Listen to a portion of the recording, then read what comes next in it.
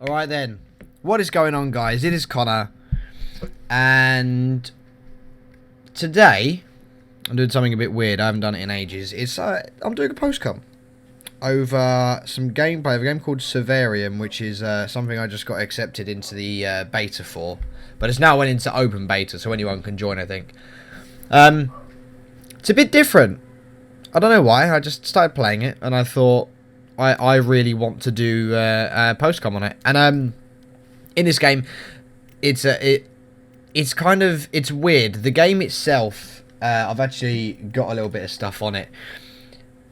It's kind of an MMO FPS, but it's not. It's made by Vostok Games, and Vostok Games were the ones who made the Stalker series, and they also made another Game World MS. It was an MMO FPS thing, but they closed it down in like December, I think.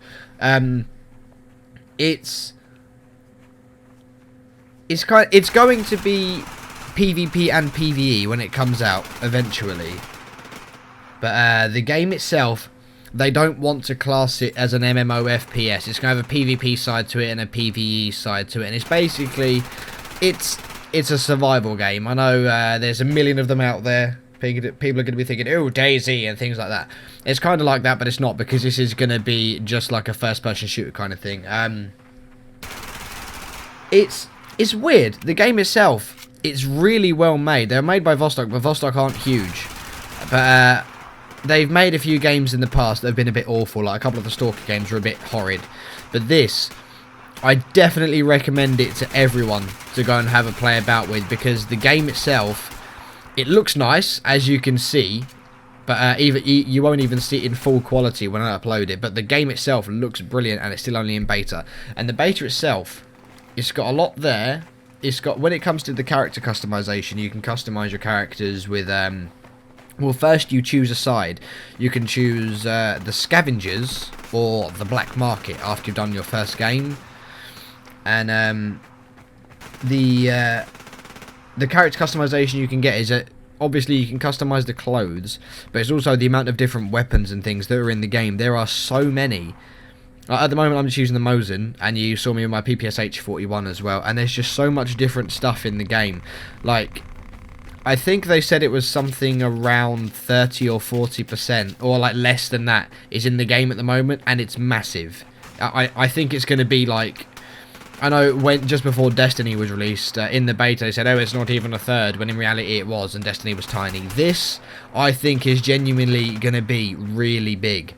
But obviously it's too early to say anything too hard about it, and to say that anything's set in stone.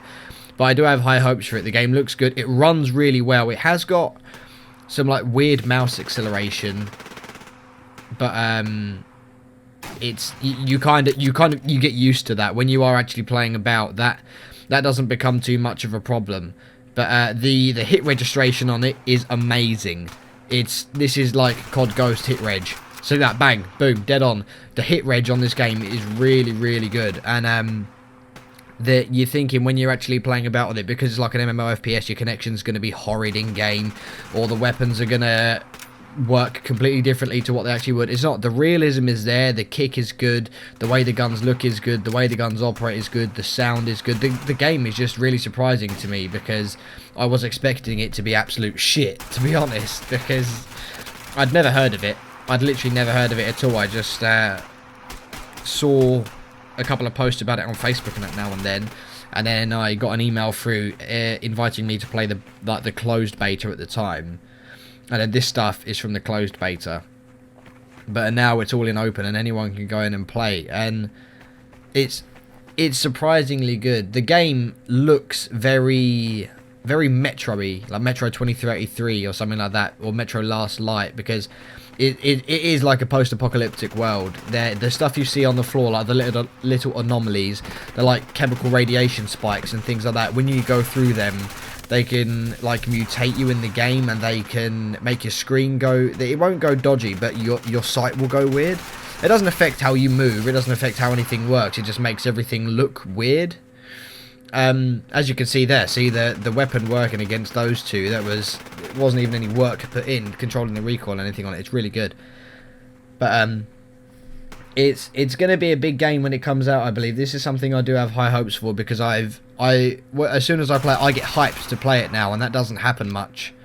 And oh yeah, no, one thing I should talk about, the two game types in this at the moment. We've got TDM, and this, I can't remember what this one's called, but it's basically the battery I'm carrying now. Ignore what I do here, because I tried putting it in my own just fucking, yeah, ignore this. This doesn't happen. But you can you get the battery, and there's multiple places like this around the map, and you go and pick your battery up, you place it in that, and you charge it. And obviously the hit counter at the top there, the 2 to 0, means we've captured 2, the enemy have captured 0. You have to take it to the charging station, protect it for I think 30 or 45 seconds, let it charge up, then take it and then place it back in your own one. And that is much more difficult than it sounds, because everyone knows the battery routes now. Everyone knows the routes everyone takes, because if I was to go through the centre of this map with it, I'd be dead. If I was to go around the outside, I'd be dead. So it's a very exhilarating game, even though it doesn't look like too much is going on, or that it's too fast paced. When you get on a small map like this, and when you're playing against decent teammates like I was, or you're playing against decent enemies like I was, it adds a couple of new levels to the game. It definitely makes it very exhilarating, and you're constantly on edge. Because in this, you see me, I'm not sprinting too much as I start sprinting, but I'm not sprinting too much, because if you get caught sprinting around the corner, you're dead. You are dead, unless the person you're playing against has no hands. Everything on this, the movement on it's really good, because it's as it was in life. Because if you was carrying a PPSH around, they're a heavy gun, and then you sprint around the corner and think you can pull that up and get full aim on someone, it's not going to happen. It's just not. So I do like that about it. The only thing that is a bit weird is you'll be running along, and you can see like the little ledges on the outside of the map there. If you're running near them, you'll just like mount them, but there's nothing like that in the game. You just randomly run through it, and sometimes you will just jump through the map or fall through the map, and it's weird. It's very weird. It's good for finding game times, which is pretty surprising for a closed game and closed beta or open beta. Like the matchmaking times is normally about 30 seconds. You found your game, and then bang, you'll put straight into it. But at the start, there's like a 15-second waiting time. But most games have an initial waiting time like that. The players on it's weird. When this was first released, the closed beta was first released in Russia, and then it's pulled to here in America and somewhere else. But most of the players you come across will be Russian, but the connection is brilliant. The connection is really good. Like I think I can see in the corner there, I probably had about 40 ping through all games, which I was on one of their hosts. So for that's a brilliant connection on it. So you're not going to be having massive lag spikes when you're walking through, and you're not going to have times where you put 1,000 rounds into someone and they just disappear. But it's pretty surprising just how good your connection can be from a game like this where it's that far away. And there's only a few servers at the moment, but they've got quite a few players on them, and they're maintained really well. They're very well maintained. I haven't had a server drop out or a connection drop out on me since I've played it, and I've played a good few games.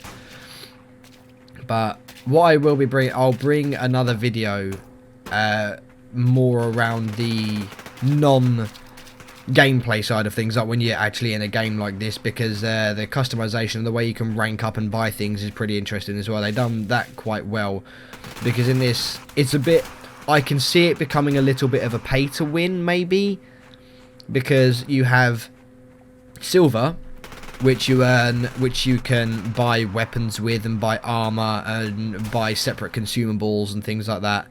And then you have gold, which can be used for upgrades and packs and stuff like that. But you can exchange your gold for silver, but you can't exchange your silver for gold, and the rate that you get gold at is very, very, very slow. And there's some items where if you've got some gold available and you buy it with that, some of the weapons you can buy are incredibly OP. They're so overpowered, and some of the you can buy some armor and things on the game which has some separate attributes put onto it which the regular ones don't, which are pretty overpowered. So I can, not yet because it's still in beta, but as soon as it becomes a thing, as soon as the game gets fully released, if it does, I can see that being a little bit of a problem. I can see it becoming a bit of a pay to win, because every game that has it does. I play a lot of MMO kind of games. I play Lord of the Rings Online. That's not too much of a... It's the best free-to-play one, but you can make it a bit of a pay-to-win. But then you have WoW and stuff like that. If you're paying, you've won, basically. You've just won the game, because there's just so many things you can't get if you don't chuck a bit of real people money into the game, which I think is a bit silly. I don't like the whole pay-to-win mechanic in any game at all. But it's not too prominent at the moment, which can't be that bad, so we can hope. We can hope. That's what us gamers do. We live in hope that something's not going to fuck up, and then it fucks up anyway, so let's just hope they don't fuck it up too bad. But I've got high hopes for it. The game's going to be very good. It's going to take some time to iron out a few of the muck, because there are a few problems with it that need sorting. Mainly player base and things like that. They need to promote it a little bit more, get some more people on it. But that problem with the movement, that can fuck you over badly. And the fact that sometimes you'll be walking along and then you'll lose all control of everything. It's only happened to me 3 times now, but it's happened to a load of other people a lot from what I see on the forums. People will be walking along and they'll just lose everything. They'll lose movement, they'll lose control of their weapon, then their character will just start walking about by himself and all they can do is like crouch. I'm like, oh, don't happen to me. And when it does happen, the only way to stop it is to leave the game and then rejoin the game, which can sometimes take its time, but it's not too bad. But anyway, yeah, I don't really have anything else to say about it. I've said everything I could say. I didn't script anything out. This was probably a boring as fuck commentary because I'm literally just speaking into a mic, chatting waffles. Look at this AFK kid. Yeah, I had nothing to say. I just fancied making a post-com on it because I had a few thoughts. But yeah, I think it's going to be good. The game runs well, it looks nice. The pay-to-win feature, if it happens, it happens. If it don't, it don't. If it don't, then it's a good thing. If it happens, it's not so good, but people can deal with it. But I've definitely got high hopes for it. You should all give it a go. It's in open beta now. I'll leave a link to the website in the description below. And you can click on the apply for beta thing. But once you've downloaded the actual... you can go onto the Survarium website and just download the game. And then you don't need a beta code sometimes. It'll just let you play. But the download takes ages. But that's the only problem. But yeah. You can get that done. I think the servers restart in the UK every day at like 4 PM. So if you're playing and it drops, that's why. You can just reload it and it'll be fine. But yeah, that's it. I'll leave you to watch the rest of the gameplay. There's probably only 3 or 4 minutes left. But I end pretty well this game. Sort out a couple of little sprays. Have some fun. And yeah, I hope you all enjoyed. So if you did enjoy, as per usual, leave a like, favourite and subscribe. And I will see you all soon. Bye.